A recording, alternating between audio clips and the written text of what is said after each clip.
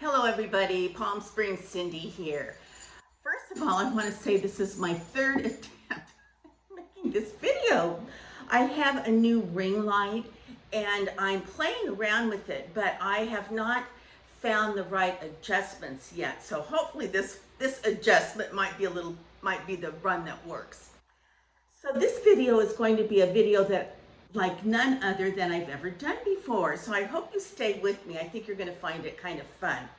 First of all, I'm going to be responding to the people who made comments on my last video, the video that said Botox filler nightmare. Many comments were made and I found myself not replying in the way I wanted to, because if I did, it would have been too wordy. So I thought I'm gonna answer, I'm gonna reply, I'm gonna comment in today's video on some of the themes, some of the comments made by viewers. Before I begin, I want to salute Leslie Elliott. Leslie is one of my viewers, and she commented yesterday right out of the gate. She said that she was sad and sorrowful over Queen Elizabeth's death. And then she went on to say that she had met Queen Elizabeth and that she had served in the armed forces. Leslie, I'm ashamed to say, or I don't really know how old you are or what armed forces you served in, but I want to salute you for your heroism. And I want to also say that I do understand that for a woman in the armed services, I think things probably were a little bit different versus the men. And I too, as well as so many people around the world, have been affected, touched by Queen Elizabeth's death. Now, I never met her, but in my own way, I feel like I kind of knew her.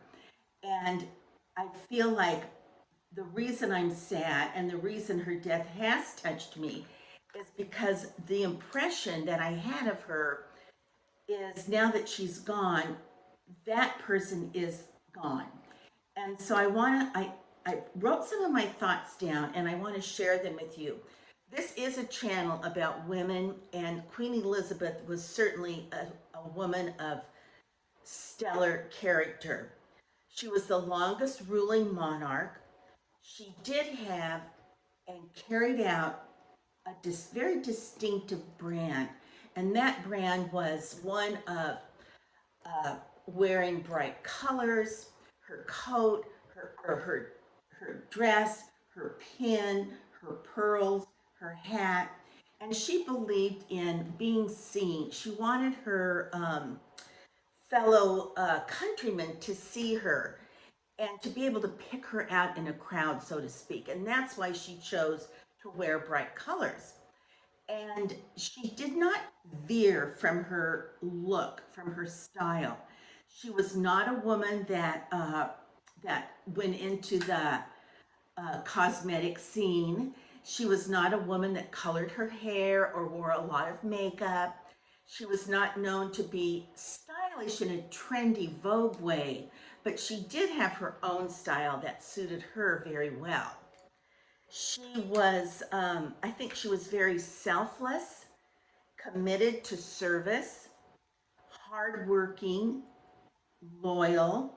She was calm in many storms and very accepting of matters of her family and matters of her country. I think that one of the reasons I'm sad that she's gone is because she was such an anchor.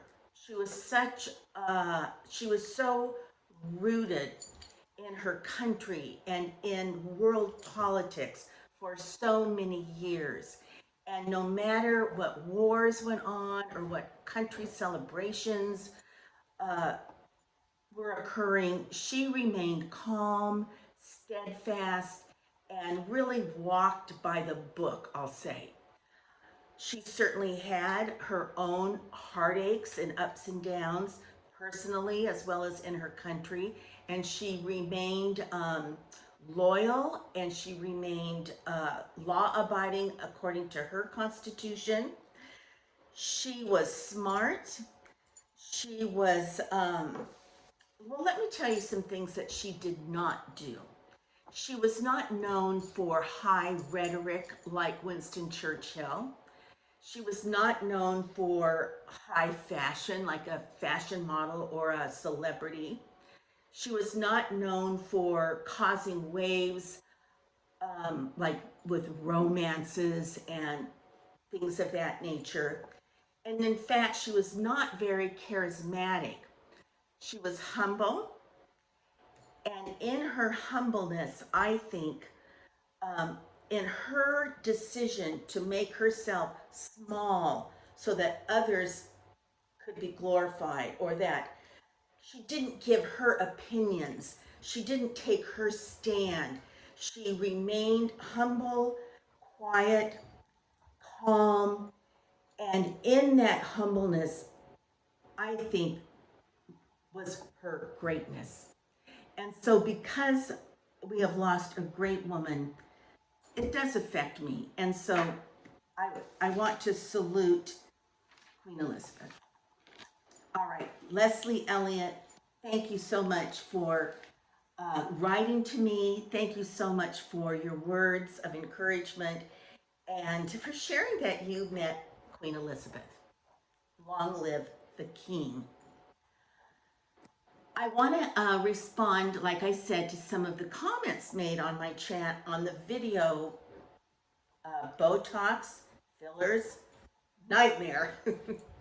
And a lot of the comments or questions had to do with, did did I get the Botox? Did I get my fillers because I wanted to look younger, or I wanted to look young? And I would say the answer to that would be yes and no. And by that I mean I get Botox. I probably get it once or twice a year. I'd like to get it 3 times a year. I don't often get fillers because fillers are sort of a different look and a different need, I'll say. But I get Botox, and I recently had the fillers as well because I want to look the best I can. Now, I know that, like, I can tell when I need Botox because my 11s start really showing up. I get very frowny, and I can feel that kind of heaviness here on my face. And so then I think, okay, it's time for Botox. I need to make an appointment. And so I think the other day when I had it, it was the first time I'd had it in like a year. So it's not something, first of all, it's expensive and it's painful. So it's not something I want to get that often. But yes, I do get it because I feel like it makes me look better. And if looking better makes me feel better about myself, then of course I'm going to do that. And if by looking better, some people feel like I look young, then so be it. But my thought process is not I want to look younger or I'm going to go get Botox. My thought process is I've got the scrunchiness, I've got the 11s. I need to go get Botox to help pull that back a little bit, and it will make me feel better and look a bit fresher. Somebody, Bella and Layla, were 2 women who wrote about that. They were very concerned, as well as other ladies, that I did not have my fillers, my injections performed by an MD. When Botox first came out, doctors did do the injections. But as time went by, it became more and more common. And so the nurses started doing the injections, or nurse practitioners. Frankly, I don't care. I've never had a reaction or anything negative as a result. That's just my experience. And I'm certainly not suggesting that anyone, have these kinds of procedures. I'm just here to talk about my experience.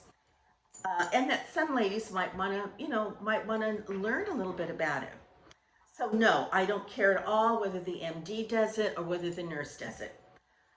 A person by the name of capital A space capital J M wrote to me and said, did I get Botox and the filler because I was bored?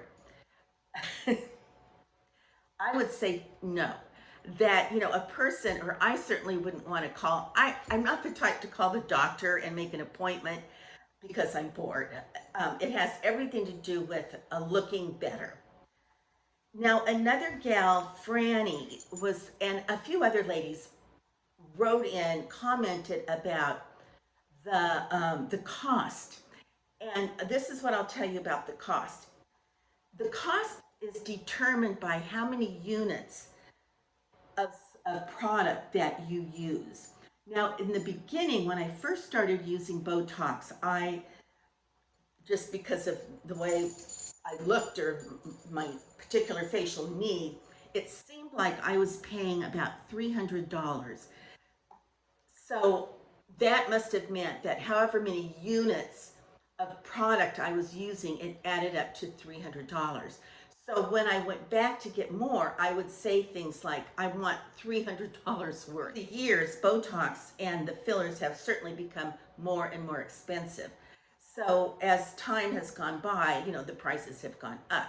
So this actually was probably the first time I went in I had my facial, I had my dermaplaning, and then when I went to the nurse, I just said, this is how I'm feeling, this is how I feel, this is what I feel like I need. And what do you think about the fillers? I'm not so sure, what can you do?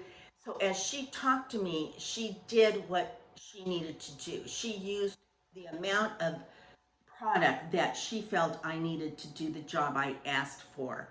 I ended up paying $1,500. Now keep in mind that was not just for Botox and filler, that was for my facial and dermaplaning as well.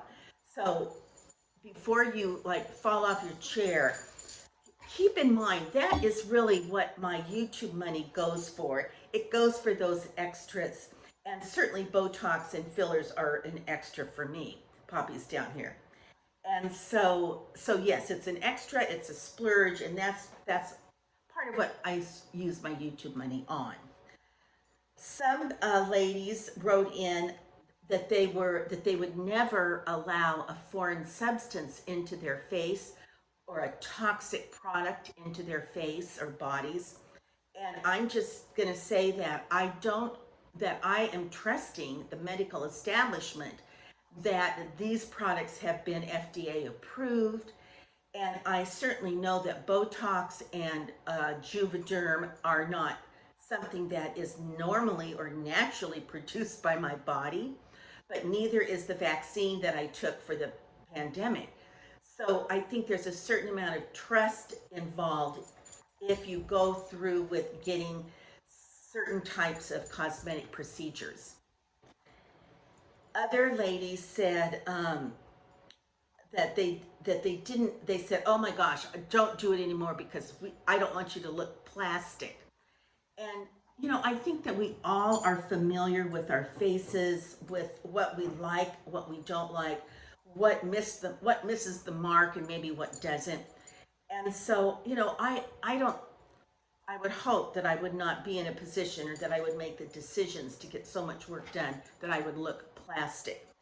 And I will also add to that a lot of people, and some of the comments were that, you can always tell the people with the facelifts that they just look plastic and so unnatural. And I really beg to differ. I think that there are many, many people that have facelifts and other cosmetic procedures.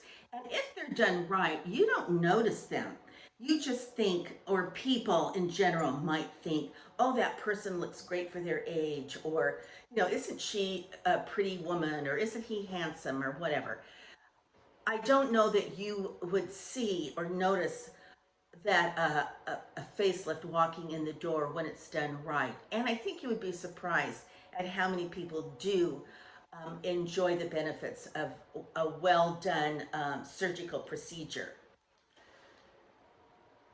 Let's see. Oh, some comments about, growing old gracefully is beautiful. being older without any kind of cosmetic procedure is beautiful. Of course it is. And you know, ladies and women that grow old naturally, kudos. And there is a beauty to that natural aging process and the aging look. For example, I think about Rockstar Mom. She has made a conscious decision and shared it with her YouTube audience that she has decided to not have any kind of cosmetic procedures, that she is going to age naturally, and she is very transparent about that. She is a beautiful woman, and she shares and is just a real role model. I love Rockstar Woman to death. She's beautiful and certainly an example of a woman, a good example of a woman who is aging naturally and doing it beautifully. So let's see. There were lots of people that said that were of the opinion, you know, if it's something I want or something you want, you know, go for it. If it's something that would make you feel better, do it.